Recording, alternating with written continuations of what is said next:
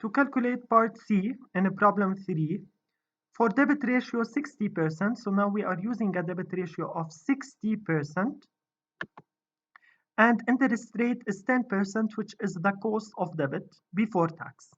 We need to calculate the net income, ROE, earning per share, and the weighted average cost of capital. So if we go to the solution to part C, so first the net income, based on the formula of the net income, equal to the total sales.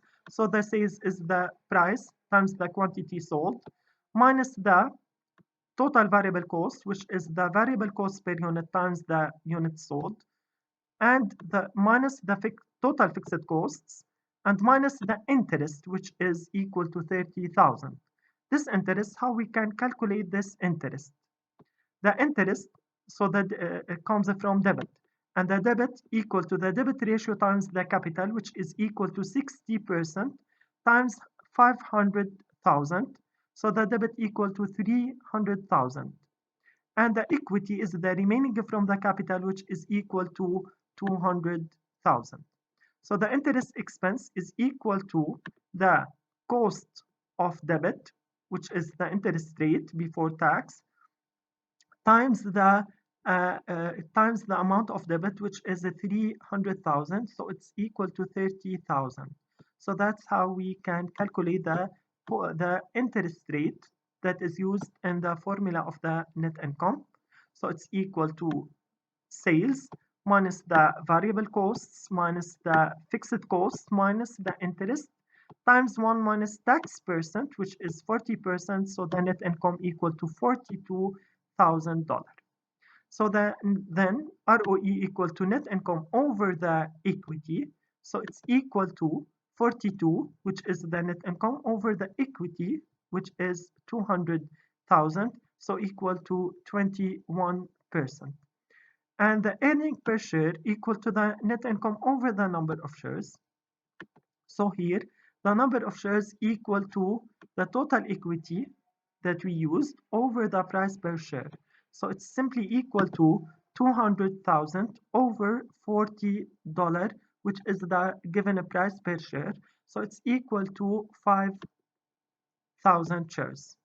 So then the earning per share equal to the calculated net income, which is 42,000 over 5,000, which is the number of shares. So we will get an earning per share equal to 8.4.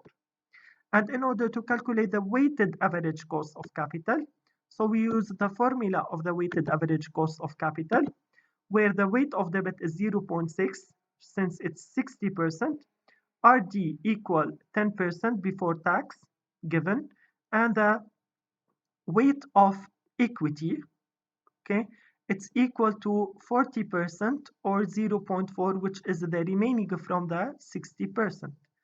Then RS, which is the cost of equity, equal to risk-free plus beta leverage. We use the beta leverage since we have debit in this situation. So times the market risk premium. The beta leverage, in order to calculate the beta leverage, so we use the beta unleverage into 1 plus 1 minus tax percent multiplied by the debit to equity ratio. The debit to equity is simply equal to the debit to asset, which is the debit ratio, over 1 minus debit to asset, which is 1 minus the debit ratio. So it's equal to 0.6 over 1 minus 0.66, so it's equal to 1.5.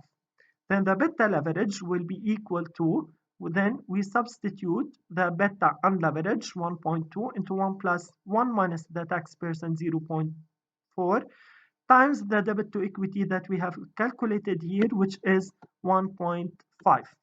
So we have the beta leverage equal 2.28.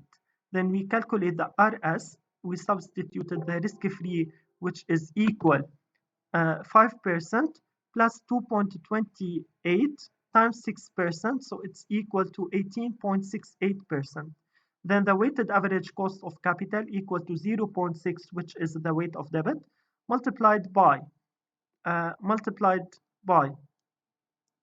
the cost the interest rate, which is 10%, okay, times 1 minus 0.4 plus 0.4 multiplied by 18.68%. So we have the weighted average cost of capital equal to 11.072%. So that's how we can calculate the weighted average cost of capital when we have the debit ratio equal to 60%.